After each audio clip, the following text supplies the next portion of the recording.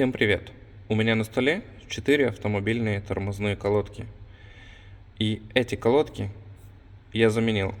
То есть я вот эти колодки снял. Если мы обратим внимание, то на этих колодках еще процентов 80, если не больше, накладки присутствует. Эти колодки выпущены компанией ТРВ. Владелец вернулся, так как я ему ставил эти колодки примерно 1,5-2 месяца назад. Он приехал и сказал, что эти колодки нехорошие, потому что они свистят. Давайте мы вместе разберемся. Естественно, я ему колодки заменил и поставил НРГ, еще похуже по качеству, чем эти. Но давайте разберемся, из-за чего именно эти колодки скрипели. Ведь на данный момент, в наше время, все компании стараются накладки ставить более-менее качественные, чтобы они не свистели просто так.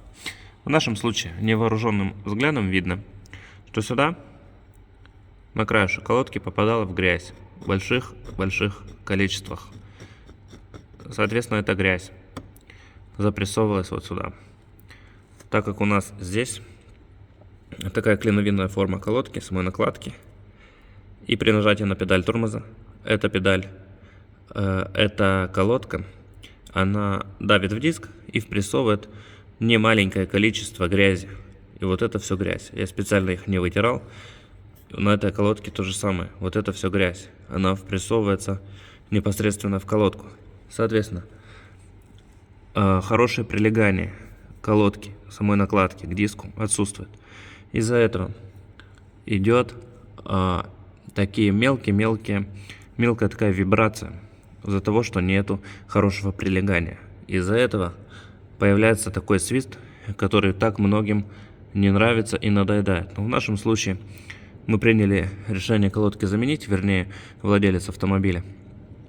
А мы их ему заменили. Но было бы правильным эти колодки просто хорошенько почистить и поставить их обратно.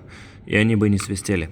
Свистит как раз таки то, что попадает грязь, попадает мусор, попадает влага.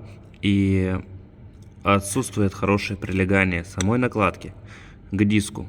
Точно так случилось и в нашем случае. Поэтому эти колодки я бы не рекомендовал выбрасывать, так как их здесь еще есть много. Но их можно хорошенько почистить, отмыть и ставить обратно. И они свистеть не будут до тех пор, пока туда опять не попадет грязь и нарушит хороший контакт и прилегание диска к колодке. Поэтому, прежде чем делать выводы, хорошие колодки или плохие, мне кажется, стоит их проверить на предмет наличия грязи между колодкой и диском.